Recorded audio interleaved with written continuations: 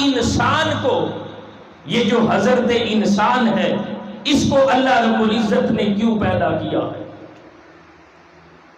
دنیا کی ہر چیز اللہ پاک نے انسان کے لیے بنائی ہے، لیکن اے انسان، تجھے اللہ رب العزت نے کس لیے بنایا؟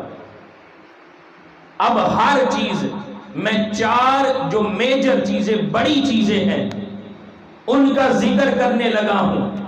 اگر ہم دیکھیں، یہ جو پانی ہے، پانی کس لیے ہے؟ یہ زندگی کے لیے ہے۔ اگر ہم پانی نہ پئیں تو کیا ہم زندہ رہ سکتے ہیں؟ آج کی میڈیکل سائنس یہ کہتی ہے اگر بندہ 3 دن تک پانی نہ پیے تو وہ زندہ نہیں رہ سکتا۔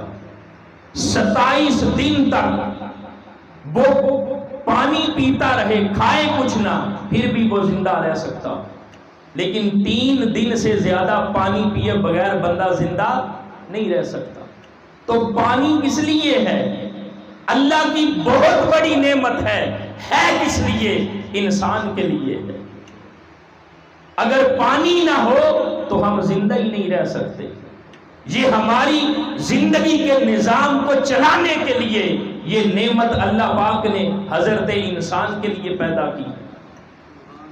اسی طرح یہ زمین، یہ مٹی جس کے اوپر ہم بیٹھے ہوئے ہیں، یہ زمین جو ہمارے خوبصورت مکانوں کو اپنے سر پر اٹھائے ہوئے ہے، یہ زمین جس کے اوپر سر سبز و شاداب باغات نظر آتے ہیں، یہ زمین جس پر کچھ لوگ بڑا اکڑ کے چلتے ہوئے نظر آتے ہیں، یہ زمین کس لیے ہے؟ انسان کے لیے ہے۔ اگر زمین نہ ہو تو کس کا نقصان ہے؟ انسان کا۔ زمین کس لیے ہے؟ انسان کے لیے ہے۔ اب اسی طرح آگ اللہ کی نعمت ہے۔ اگر آگ نہ ہو تو ہم چائے تیار کر سکتے ہیں؟ اگر آگ نہ ہو تو ہم کھانے تیار کر سکتے ہیں؟ کوئی چیز ہم تیار نہیں کر سکتے۔ آگ بھی اللہ کی نعمت ہے، اور ہے کس کے لیے؟ انسان کے لیے۔ اسی طرح دوستان محترم، یہ ہوا جب چلتی ہے کس لیے ہے؟ ایک تو ہوا اللہ کی ذات پر بھی بہت بڑی دلیل ہے۔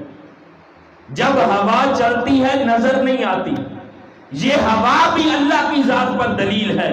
اگر میں نظر نہیں آتی، میرا وجود ہے، اسی طرح خدا نظر نہیں آتا لیکن اس کا وجود تو ہے۔ تو یہ جو ہوا ہے یہ بھی اللہ کی نعمت ہے۔ کس لیے؟ انسان کے لیے۔ آج یہ جو ہم سانس لے رہے ہیں نا، اگر ہوا نہ ہو تو ہم سانس نہیں لے سکتے۔ یہ ہوا ہے جس کے ذریعے سے ہم آکسیجن کو جذب کرتے ہیں، کاربن ڈائی آکسائڈ کو خارج کرتے ہیں۔ تو دوستان محترم، یہ جو ہوا ہے یہ بھی اللہ کی نعمت ہے، اور ہے کس کے لیے؟ انسان کے لیے ہے۔ یہ 4 چیزیں میں نے آپ کے سامنے ذکر کی ہیں، آگ، پانی، مٹی اور ہوا، یہ ساری چیزیں اللہ نے انسان کے لیے بنائی ہیں۔ تو انسان کو کس لیے بنایا ہے؟ انسان کی تخلیق کس لیے کی ہے؟ اس کا جواب اللہ رب العزت کا قرآن دیتا ہے۔